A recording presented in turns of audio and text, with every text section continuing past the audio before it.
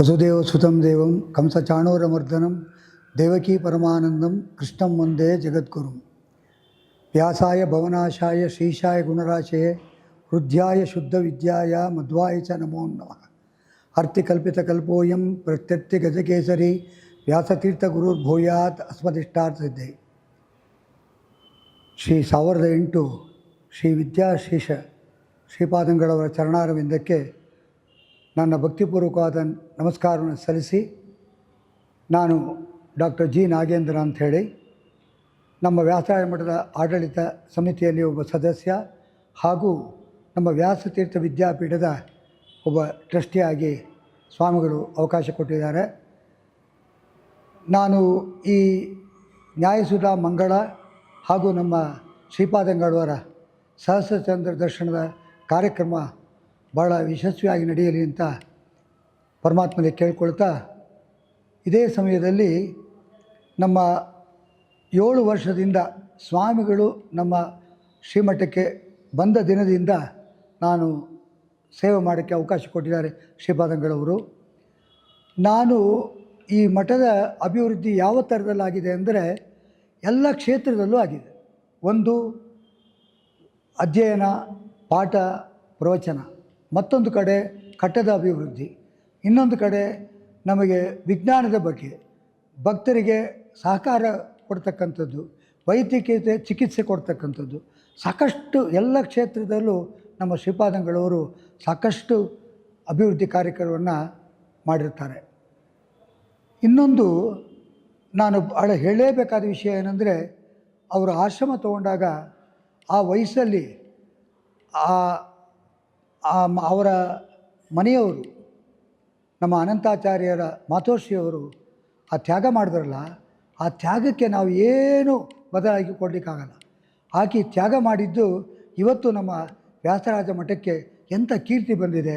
ನಮ್ಮ ವಿದ್ಯಾಶೀಷ ಶ್ರೀಪಾದಂಗಳವರು ಆಗಮಿಸಿ ಬಂದ ತಕ್ಷಣ ವ್ಯಾಸತೀರ್ಥ ವಿದ್ಯಾಪೀಠ ಅಂಥೇಳಿ ಒಂದು ಸಂಸ್ಥೆಯನ್ನು ಪ್ರಾರಂಭ ಮಾಡಿದ್ರು.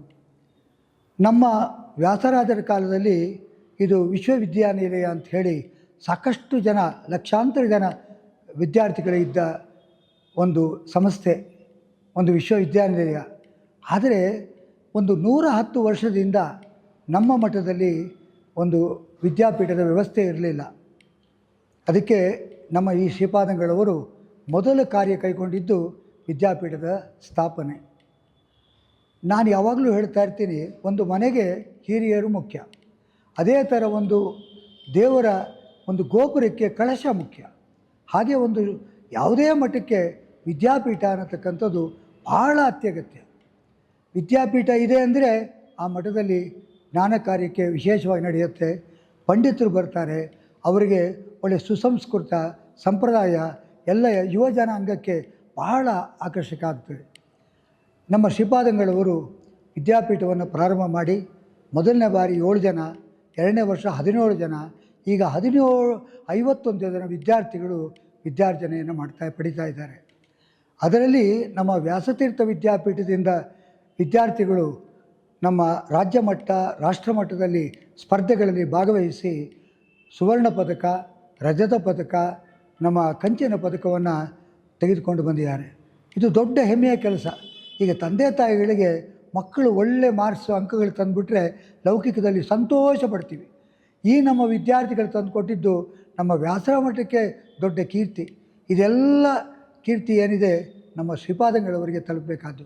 ಯಾಕೆಂದರೆ ಅವರು ವಿದ್ಯಾಪೀಠ ಸ್ಥಾಪನೆ ಮಾಡದೇ ಇದ್ದಿದ್ದರೆ ಇವತ್ತಿನ ನ್ಯಾಯಸುಧಾ ಮಂಗಳ ಅನ್ನತಕ್ಕಂಥದ್ದು ನಿಜವಾಗಲೂ ಕನಸಾಗ್ತಿತ್ತು. ನಮ್ಮ ಈ ಮಾಹಿತಿ ಪ್ರಕಾರ 110 ವರ್ಷದ ಹಿಂದೆ ವಿದ್ಯಾಸಂಪತ್ತ ತೀರ್ಥರು ಸುಧಾ ಮಂಗಳವನ್ನು ಮಾಡಿದ್ದರು ಅನ್ನತಕ್ಕಂಥ ಒಂದು ವಿಷಯ ಇದೆ. ಅದಾದ ನಂತರ ಈಗ ನಮ್ಮ ವ್ಯಾಸರಾಜ ಮಠದಲ್ಲಿ ವಿದ್ಯಾಶೀಷ ಶ್ರೀಪಾದಂಗಳವರು ಸುಧಾಮಂಗಳವನ್ನು ನಡೆಸ್ಕೊಡ್ತಾ ಇದ್ದಾರೆ. ಹಾಗೂ ಅವರ ಸಹಸ್ರಚಂದ್ರ ದರ್ಶನದ ಕಾರ್ಯಕ್ರಮ ಕೂಡ ಇದೆ. ಇದು ಒಂದು ವಿಷಯ. ಆದರೆ ನಮ್ಮ ಸ್ವಾಮಿಗಳು ಸಮಾಜಕ್ಕೆ ಯಾವ ಥರದಲ್ಲಿ ಸ್ಪಂದಿಸಿದ್ದಾರೆ ಅನ್ನೋ ಒಂದು ವಿಚಾರ ತಿಳಿಸ್ಬೇಕು ಅಂದರೆ, ಕೋವಿಡ್ ಕಾಲದಲ್ಲಿ ನಮ್ಮ ಸ್ವಾಮಿಗಳು ಸರ್ಕಾರಕ್ಕೆ, ನಮ್ಮ ಮಠವೇ ಮೊದಲ ಮಠ, 5 ಲಕ್ಷ ದೇಣಿಗೆಯನ್ನು ನೀಡಿದರು ಕರ್ನಾಟಕ ಸರ್ಕಾರಕ್ಕೆ. ಅಂದಿನ ಶಾಸಕರಾದ ರಾಮದಾಸ್ ಮೈಸೂರು ಅವರು ನಮ್ಮ ಕಾಣಿಕೆಯನ್ನು ಸ್ವಾಮಿಗಳು ನೀಡೋ ಸಮಯದಲ್ಲಿ ಸರ್ಕಾರಕ್ಕೆ ಇದು ದೊಡ್ಡ ಸಾಗರದಷ್ಟು ಖರ್ಚಿದೆ, ಆದರೆ ನಾವು ನೀಡ್ತಕ್ಕಂಥದ್ದು ಭಾಳ ಸಣ್ಣ ಬಿಂದು ಕೂಡ ಇಲ್ಲಪ್ಪ ಅಂತ ವಿಷಯ ತಿಳಿಸಿದಾಗ ಅಂದಿನ ಶಾಸಕರು ರಾಮದಾಸ್ ಒಂದು ದೊಡ್ಡ ಮಾತಾಡಿದ್ರು. ಏನಂದರೆ, ಸ್ವಾಮಿ ನಿಮ್ಮ ಪೀಠ ವ್ಯಾಸರಾಜ ಪೀಠ, ಅದರಿಂದ ₹1 ಕಾಣಿಕೆ ಕೊಡಿ, ದೊಡ್ಡ ಅದು ನಮಗೆ ಆಶೀರ್ವಾದ, ಸರ್ಕಾರಕ್ಕೆ ಭಾಳ ಒಳ್ಳೆಯದಾಗ್ತದೆ. ಯಾಕೆ ಅಂದರೆ ವ್ಯಾಸರಾಜರು ಕೃಷ್ಣದೇವರಾಯನಿಗೆ ರಾಜಗುರುಗಳಾಗಿದ್ದವರು ಅಂತ ಆ ಶಾಸಕರು ಆ ದಿನ ಸ್ಮರಿಸಿದರು. ನಮ್ಮ ಶ್ರೀಪಾದಂಗಳವರು ಕೋವಿಡ್ ಕಾಲದಲ್ಲಿ ಒಂದು 800ರಿಂದ 1000 ಜನಕ್ಕೆ ಪ್ರತಿದಿನ ನಮ್ಮ ಕೃಷ್ಣ ಪ್ರಸಾದ ಅಂಥೇಳಿ ಮನೆ ಬಾಗಿಲಿಗೆ ಕಳಿಸಿ ಸಾಕಷ್ಟು ಜನನ ಆರೋಗ್ಯವನ್ನು ಕಾಪಾಡಿರ್ತಾರೆ.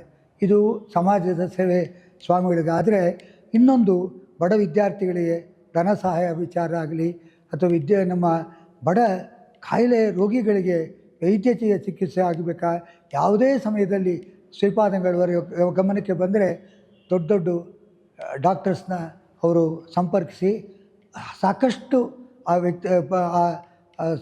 ರೋಗಿಗಳ ಸಂಬಂಧ ವ್ಯಕ್ತಿಗಳಿಗೆ ಸಹಕಾರವನ್ನು ನೀಡ್ತಕ್ಕಂಥ ನಮ್ಮ ಶ್ರೀಪಾದಂಗಳವರು. ಮತ್ತೊಂದು ಹೇಳಬೇಕಂದ್ರೆ, ನಾವು ಯಾವಾಗಲೂ ಅಪರೂಪದ ವಿಷಯ ಇದು, ನಮ್ಮ ಸ್ವಾಮಿಗಳು ವಿಜ್ಞಾನಕ್ಕೂ ಕೂಡ ಸಂಪರ್ಕಿಸ್ತಾರೆ. ಚಂದ್ರಯಾನ ಆದಾಗ ನಮ್ಮ ವ್ಯಾಸರಾಜ ಮಠದಿಂದನೇ ಮೊದಲು ಸ್ವಾಮಿಗಳು ಮಾರನೇ ದಿವಸ ಬೆಳಗ್ಗೆನೇ ನಮ್ಮ ಎಲ್ಲ ವಿಜ್ಞಾನಿಗಳನ್ನು ಕರೆಸ್ಬೇಕಪ್ಪ ಅಂಥೇಳಿ ಈ ವಿತಿನ್ 24 hours ಒಂದು ದೊಡ್ಡ ಕಾರ್ಯಕ್ರಮವನ್ನು ನಮ್ಮ ಪಯೋವೃದ್ಧಿ ಕಲ್ಯಾಣ ಮಂದಿರದಲ್ಲಿ ನಡೆಸಿ ಎಲ್ಲ ವಿಜ್ಞಾನಿಗಳು ಕೂಡ ಸಂತೋಷಪಟ್ಟು ಅವರು ವ್ಯಕ್ತಪಡಿಸಿದರು. ನಾವು ಯತಿಗಳಾದವರು ಭಾಳ ಧರ್ಮಕ್ಕೆ ಮಾತ್ರ ಬಟ್ಟು ಇರ್ತಾರೆ, ನಿಜವಾಗ್ಲೂ ಕೂಡ ನಮ್ಮ ವಿಜ್ಞಾನಿಗಳನ್ನ ನೀವು ಗುರುತಿಸಿದಿರಿ, ನಿಮ್ಮ ಆಶೀರ್ವಾದದಿಂದ ಇನ್ನೂ ನಮ್ಮ ಕ್ಷೇತ್ರದಲ್ಲಿ ನಾವು ಮುಂದುವರಿತೀವಿ ಅಂತ ಒಬ್ಬೊಬ್ಬರು ವಿಜ್ಞಾನಿಗಳು ಕೂಡ ಅವರ ಸಂದೇಶವನ್ನು ತಿಳಿಸಿದರು.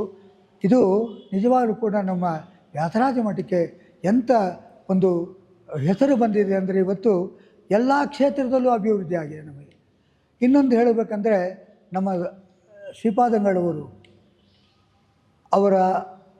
ಅವರ ಬಗ್ಗೆ ನಾವು ಸಾಕಷ್ಟು ಯತಿವರ್ಣಿಯರು, ವಿದ್ವಜ್ಜನರು, ಪಂಡಿತರು ಸಾಕಷ್ಟು ವಿಚಾರವನ್ನು ನೀವೆಲ್ಲರೂ ವಿಚಾರ ಮಾಡಿದ್ದೀರಿ. ಆದರೆ ನಾವು ಲೌಕಿಕದಲ್ಲಿರ್ತಕ್ಕಂಥವರಾದ್ದರಿಂದ ಸಾಕಷ್ಟು ಶಾಸ್ತ್ರದ ಬಗ್ಗೆ ನಾವು ಮಾತಾಡಲಿಕ್ಕಾಗಲ್ಲ.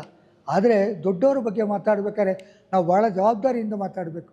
ನಮ್ಮ ಶ್ರೀಪಾದಂಗಳವರಿಗೆ ನಾವು ಆಡಳಿತದಲ್ಲಿ ನಮ್ಮ ಸಹಕಾರವನ್ನು ತಗೊಂಡಿದ್ದಾರೆ ಹೊರತು ನಮಗೊಂದು ಅವಕಾಶ ಕೊಟ್ಟಿದ್ದಾರೆ ಅವರು. ಆದರೆ ಆಡಳಿತದ ಬಗ್ಗೆ ಅವರಿಗೇನು ನಾವು ಮಾರ್ಗದರ್ಶನ ನೀಡಬೇಕಾಗಿಲ್ಲ. ಅವರು 2 ಬಾರಿ ವೈಸ್ ಚಾನ್ಸಲರ್ ಆಗಿದ್ದವರು TTD ಸಂಸ್ಕೃತ ವಿಶ್ವವಿದ್ಯಾಲಯದಲ್ಲಿ. ಅವರಿಗೆ ಇಂಥ ವಿಷಯ ಗೊತ್ತಿಲ್ಲ ಅನ್ನೋ ವಿಚಾರ ಇಲ್ಲ. ಅವರಿಂದ ನಾವು ಜ್ಞಾನಾರ್ಜನ ಪಡಿಬೇಕು. ಇಂಥ ಶ್ರೀಪಾದಂಗಳವರನ್ನು ಪಡೆದಿರ್ತಕ್ಕಂಥ ಭಕ್ತಾದಿಗಳು ನಾವು. ಅವರ ನಮ್ಮ ಆಶ್ರಮವನ್ನು ಸ್ವೀಕರಿಸಿದ ತಕ್ಷಣ ಬಹಳಷ್ಟು ಅಭಿವೃದ್ಧಿ ಕಟ್ಟಡಗಳಾಗಿದೆ. ಮೃತ್ತಿಕಾ ಬೃಂದಾವನ ಸೋಸಲೆಯಲ್ಲಿ ಅದು ಹೊಸ ಕಟ್ಟಡ ಆಗಿದೆ. ಹಾಗೆ ನಮ್ಮ ಆನೆಗುಂದಿಯಲ್ಲಿ ಒಂದು ಹೊಸ ಕಟ್ಟಡ ನಿರ್ಮಾಣ ಆಗ್ತಾಯಿದೆ. ಟಿ ನರಸೀಪುರದಲ್ಲಿ ಕೂಡ ನೂತನ ಕಟ್ಟಡ ಆಗ್ತಾಯಿದೆ. ಈ ಎಲ್ಲ ಅಭಿವೃದ್ಧಿ ಕಾರ್ಯಕ್ರಮಕ್ಕೂ ಭಕ್ತಾದಿಗಳು ಭಾಳಷ್ಟು ಸ್ಪಂದಿಸ್ತಾ ಇದ್ದಾರೆ. ಕಾರಣ ಇಷ್ಟೇ, ಸ್ವಾಮಿಗಳು ಒಂದೊಂದು ದೇಣಿಗೆ ಬಂದಿರತಕ್ಕಂಥ ಹಣವನ್ನು ಪ್ರಾಮಾಣಿಕವಾಗಿ ಯಾವ ಥರದಲ್ಲಿ ವೆಚ್ಚ ಮಾಡ್ತಾರೆ, ಹೇಗೆ ಕೆಲಸ ಮಾಡ್ತಾರೆ ಅಂತ ತಾವೇ ನೇರವಾಗಿ ಎಲ್ಲ ಕಡೆ ಸ್ಪಂದಿಸ್ತಾರೆ. ಅದು ಅವರ ದೊಡ್ಡ ಗುಣ. ಇನ್ನೊಂದು ನೀವು ಎಲ್ಲರಿಗೂ ಗೊತ್ತಿರುತ್ತೆ, ನಮ್ಮ ವ್ಯಾಸರಾಯರ ಬೃಂದಾವನವನ್ನು ಒಂದು ತೊಂದರೆ ಆದ ದಿನ ಅವರು ಈ ವಯಸ್ಸಿನಲ್ಲಿ ತಕ್ಷಣ ಬೆಳಗ್ಗೆ 4:15 ಹೊರಟು ಆ ಸ್ಥಳದಲ್ಲಿ ಎಲ್ಲ ಮಠದ ಶ್ರೀಪಾದಂಗಳವರು ಬಂದು 2 ದಿನ ಕಾಲ ಅವರು ಆ ಕಾರ್ಯ ಆಗೋ ತನಕ ಯಾವ ವಿಚಾರ ಮಾಡಿಲ್ಲ ಅವರು. ಅಂಥ ಶ್ರೀಪಾದಂಗಳವರು ಪಡೆದು ನಿಜವಾಗಲೂ ನಮ್ಮ ಭಾಗ್ಯ. ಮತ್ತು ನಾವು ಶ್ರೀಪಾದಂಗಳವರ ಬಗ್ಗೆ ನಾವು ವಿಚಾರ ಮಾಡಬೇಕಂದ್ರೆ, ಅವರು ಸಹನೆ, ಎಂಥ ಪರಿಸ್ಥಿತಿ ಬಂದರೂ ಕೂಡ ಅವರು ಉದ್ವೇಗಗೊಳ್ಳೋದಿಲ್ಲ. ಅವರಿಂದ ನಾವು ಕಲ್ತ್ಕೊಳ್ಬೇಕಾದ್ದು ಭಾಳ ಇದೆ. ಯಾವ ವಿಚಾರವನ್ನು ಮಾಡಬೇಕಾದ್ರೂ ಕೂಡ ಭಾಳ ತಾಳ್ಮೆಯಿಂದ ವಿಚಾರ ಮಾಡ್ತಾರೆ ಅವರು. ಯಾರೇ ವಿಚಾರ ಮಾಡಿದ್ರು ಕೂಡ ಅವರಿಗೆ ಯಾವುದೇ ಸಮಸ್ಯೆ ಇದ್ದರೂ ಕೂಡ, ಕಠಿಣ ಸಮಸ್ಯೆ ಇದ್ದರೂ ಕೂಡ ಭಾಳ ಸುಲಭವಾಗಿ ಪರಿಹಾರ ಮಾಡ್ತಕ್ಕಂಥ ಶ್ರೀಪಾದಂಗಳವರು. ಇಷ್ಟೆಲ್ಲ ಅಭಿವೃದ್ಧಿ ಮಾಡಿದ್ರು ಕೂಡ ಅವರಂತಾರೆ, ಇದೆಲ್ಲ ನಂದಲ್ಲಪ್ಪ, ಇದು ವ್ಯಾಸರಾಜ ನಡೆಸ್ತಾ ಇರೋದು ಮೂಲ ಗೋಪಾಲ ದೇವರು ಅಂತ ಹೇಳ್ತಾರೆ. ಅದು ದೊಡ್ಡತನ. ಆದರೆ ಈ ವಯಸ್ಸಿನಲ್ಲಿ ಅವರು 7 ವರ್ಷದಲ್ಲಿ ಇಂಥ ದೊಡ್ಡ ಅಭಿವೃದ್ಧಿ ಕಾರ್ಯಕ್ರಮ, ಆಮೇಲೆ ವ್ಯಾಸರಾಜ ಮಠದ ಶಿಷ್ಯರಿಗೆ ದೊಡ್ಡ ಭಾಗ್ಯ. ನಮ್ಮ ವ್ಯಾಸರಾಜ ಸಂಸ್ಥಾನ ಪೂಜೆ ಮಾಡತಕ್ಕಂಥ ಒಂದು 160 kg ಬೆಳ್ಳಿ ಮಂಟಪ ಮಾಡಿಸಿದರು. ಹಾಗೆ ರಜತ ರಥವನ್ನು ನಮ್ಮ ಗಾಂಧಿ ಬಜಾರ್ ಮಠದಲ್ಲಿ ಅವರು ಕೂಡ ಅದನ್ನು ಪರಮಾತ್ಮನಿಗೆ ಸಮರ್ಪಣೆ ಮಾಡಿದರು. ಸಾಕಷ್ಟು ಅಭಿವೃದ್ಧಿ ಕಾರ್ಯಕ್ರಮ. ಅವರು ಮಾಡಿರ್ತಕ್ಕಂಥ ಅಭಿವೃದ್ಧಿಗೆ ಅಳತೆಗೋಲೇ ಇಲ್ಲ. ಅಂದ್ರೇನು, ನಾವು ಮೆಷರೇ ಮಾಡೋಕ್ಕಾಗಲ್ಲ. ಅವರು ಈ ಕಮ್ಮಿ ಸಮಯದಲ್ಲಿ ಎಲ್ಲ ಕ್ಷೇತ್ರದಲ್ಲೂ ಅವರು ಮಾಡಿರ್ತಕ್ಕಂಥ ಅಭಿವೃದ್ಧಿ ನಿಜವಾಗಲೂ ಕೂಡ ನಾವು ಇಷ್ಟೇ ಹೇಳ್ಬೋದು. ಒಂದು ನನ್ನ ಭಕ್ತಿಪೂರ್ವಕವಾದ ನಮಸ್ಕಾರವನ್ನು ಅವರ ಪಾದಂಗಳಿಗೆ ತಿಳಿಸ್ತಾ, ನಮ್ಮ ಶ್ರೀಪಾದಂಗಳವರು ನಮ್ಮ ಎಲ್ಲರಿಗೂ ಕೂಡ ಸನ್ಮಾನಗಳಿರಲಿ ಅಂತ ಅನುಗ್ರಹ ಮಾಡಬೇಕು ಅಂತ ಕೇಳ್ತಾ, ಆ ಕುಟುಂಬದವರು ತ್ಯಾಗ ಮಾಡಿರೋದಕ್ಕೆ ಮತ್ತೊಮ್ಮೆ ಆ ಶ್ರೀಪಾದಂಗಳವರ ನಮ್ಮ ಅನಂತಾಚಾರ್ ಮತ್ತು ಅವರ ಮಾತೋಶ್ರೀಯವರು, ಅವರ ಕುಟುಂಬದವರು ನಿಜವಾಗಲೂ ಕೂಡ ದೊಡ್ಡ ತ್ಯಾಗ ಮಾಡಿ ಆ ವಯಸ್ಸಿನಲ್ಲಿ ಅವರನ್ನು ನಮ್ಮ ಮಠಕ್ಕೆ, ಶ್ರೀಮಠಕ್ಕೆ ಬಿಟ್ಕೊಟ್ರಲ್ಲ, ಅದನ್ನು ನಾವು ಯಾರು ಕೂಡ ಯಾವ ಥರದಲ್ಲೂ ಕೂಡ ಅವರಿಗೆ ಮತ್ತೆ ಏನು ವಾಪಸ್ ಮಾಡೋಕ್ಕಾಗಲ್ಲ. ಏನೇನು ಈಗ ಒಳ್ಳೆಯ ಕಾರ್ಯಗಳಾಗಿದೆ ಅದಕ್ಕೆಲ್ಲ ಕಾರಣ ಆಕೆ ನಮ್ಮ ಅನಂತಾಚಾರ್ಯವರ ಮಾತೋಶ್ರೀಯವರು. ಅವ್ರಿಗೂ ಕೂಡ ನಾನು ಈ ನನ್ನ ಭಕ್ತಿಪೂರ್ವಕವಾದ ನಮಸ್ಕಾರವನ್ನು ಸಲ್ಲಿಸ್ತೀನಿ. ನಮಗೇನೇನು ಜವಾಬ್ದಾರಿಯನ್ನು ಕೊಟ್ಟಿದ್ದಾರೆ ಸ್ವಾಮಿಗಳು, ಅದಕ್ಕೆ ನಮ್ಮ ಪೂರ್ವ ಜನ್ಮದ ಪುಣ್ಯ. ನನಗೂ ಕೂಡ ಎಡಗಾಲ ಆಕ್ಸಿಡೆಂಟ್ ಆಗಿತ್ತು. ನನಗೆ ಯಾವ ಸ್ವಾಮಿಗಳು ಆಸ್ಪತ್ರೆಗೆ ಬಂದು ನೋಡ್ತಾ ಅನ್ನೋದು ನಾನು ನೋಡಿಲ್ಲ. ನನಗೆ ಆಕ್ಸಿಡೆಂಟ್ ಆದಾಗ ಅಪೋಲೋ ಹಾಸ್ಪಿಟಲ್ ಶೇಷಾದ್ರಿಪುರಮಿಗೆ ಬಂದರು. ಆ ಹಾಸ್ಪಿಟಲ್ನ CEO ಎಲ್ಲ ಡಾಕ್ಟರ್ಸು ಎಲ್ಲ ಡಿಪಾರ್ಟ್ಮೆಂಟಿಂದ ಬಂದು ಸ್ವಾಮಿಗಳನ್ನ ಸ್ವೀಕರಿಸಿ, ರಂಗೋಲಿ ಹಾಕಿ ಸ್ವೀಕರಿಸಿ, ಲಿಫ್ಟ್ ಲಾಕ್ ಮಾಡಿ, ಲಿಫ್ಟನ್ನು ಅವರು ಒಂದು ಎಕ್ಸ್ಕ್ಲೂಸಿವ್ ಸ್ವಾಮಿಗಳಿಗೆ ಲಿಫ್ಟ್ ವ್ಯವಸ್ಥೆ ಮಾಡಿಕೊಟ್ಟು, ಅಲ್ಲಿ 500-600 ಜನ ಭಕ್ತಾದಿಗಳು ಬಂದು ಅವರಿಗೆ ನಮಸ್ಕಾರ ಮಾಡ್ತಾಯಿದ್ರು. ಅವರು ನಮ್ಮ CEO ಅಪೋಲೋ ಹಾಸ್ಪಿಟ್ಲ್ನವ್ರು ಹೇಳಿದ್ರು, ಸ್ವಾಮಿ ಈ ಹಾಸ್ಪಿಟ್ಲ್ ಆದಾಗಿಂದ ನಿಮ್ಮ ಪಾದಧೂಳಿ ಬಿತ್ತು, ನಮಗೆ ನಿಜವಾಗಲೂ ನಮ್ಮ ಹಾಸ್ಪಿಟ್ಲು ಒಳ್ಳೆಯದಾಗತ್ತೆ, ಅಭಿವೃದ್ಧಿ ಆಗುತ್ತೆ ಅಂತ ಹೇಳಿದ್ರು. ನಾನು ಮೊದಲ ಬಾರಿ ಇಂಥದ್ದೆಲ್ಲ ಕೇಳಿದ್ದು ನೋಡಿದ್ದು. ನಿಜವಾಗಲೂ ಕೂಡ ನನಗೆ ವಿಶೇಷ ಪರಮಾನುಗ್ರಹ ಮಾಡಿರ್ತಕ್ಕಂಥ ಸ್ವಾಮಿಗಳು. ಇವತ್ತು ನನ್ನ ಆರೋಗ್ಯ, ನಾನು ಕಾಲು ಆಕ್ಸಿಡೆಂಟ್ ಆಗಿದ್ದು ಕೂಡ ಈಗ ನಿಂತು ನಡೀತಾ ಇದ್ದೀನಿ. ಅದಕ್ಕೆಲ್ಲ ಕೂಡ ಶ್ರೀಗಳವರ ಪರಮಾನುಗ್ರಹ ಅಂತ ಹೇಳ್ತಾ, ನನಗೆ ಈ 2 ಮಾತುಗಳಾಡೋಕ್ಕೆ ಅವಕಾಶ ಕೊಟ್ಟ ಶ್ರೀಮಠಕ್ಕೆ ನನ್ನ ಅನಂತಾನಂತ ಕೃತಜ್ಞತೆ ತಿಳಿಸ, ಶ್ರೀಪಾದಂಗಳವರ ಚರಣಾರವಿಂದಕ್ಕೆ ನನ್ನ ಭಕ್ತಿಪೂರ್ವಕವಾದ ನಮಸ್ಕಾರ ಸಲ್ಲಿಸಿ ನನ್ನ 2 ಮಾತು ಮುಗಿಸ್ತೇನೆ. ಜೈ ಶ್ರೀರಾಮ್.